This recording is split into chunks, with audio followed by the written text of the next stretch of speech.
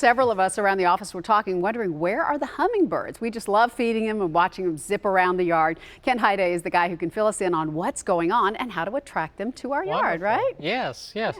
Hummingbirds are here. If you live in the perfect habitat, you've got hummingbirds. Like I've got several at my feeders. I live up on the ridge top north of Nashville, and they're busy nesting right now.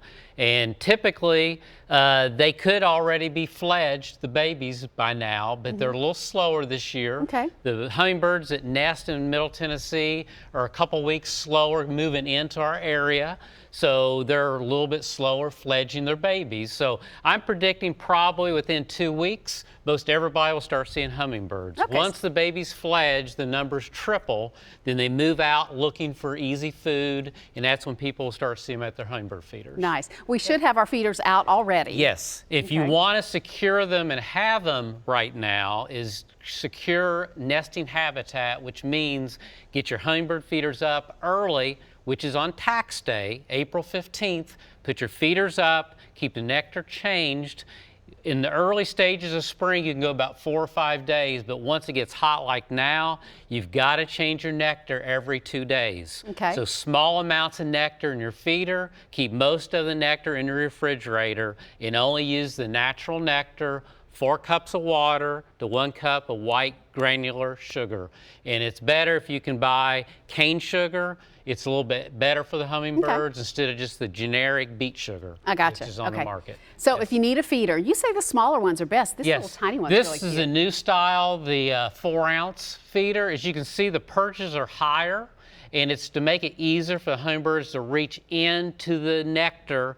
And they tend to favor a feeder that style, but that's one of our most popular ones now because it's easy to change. It doesn't hold much nectar. If you want one that looks a little fancier, they do make a glass style, which is kind of nice. And what's neat about the higher quality feeders is they usually have a lifetime guarantee and they're dishwasher safe in the top level, so they're easy to maintain and clean. And a lot of people are having ant problems. This is kind of a fancier umbrella ant moat. That's cute. And there's also like the plastic style. But you put fresh water in the ant moat, and the ants cannot reach the sugar water. This is my favorite feeder, and it's what I use at home. It's got a little removable cylinder that you change the nectar, and you can keep the extra. It comes with 2 of them. You can keep one in the refrigerator, so it's very easy to go out every other day or every day and change the nectar. And like last year when the babies fledged, the numbers triple. I was actually putting 2 of those out a day. Just because of the numbers. That's great. This is one of my most popular style ones that people like to purchase because it's a little larger capacity, 8-ounce. These have built-in ant moats. You can add the extra ant moat if you don't have one on your feeder, but this one has it built inside right here. Once you hang it up, you fill this up with fresh water. And if you're worried about the sun and lots of the rain, like raining right now, the rain can dilute the nectar. You can put the rain guards to keep the rain from diluting the nectar. You can tell Ken is such an expert at all of this, and they can help you over at Wild Birds Unlimited.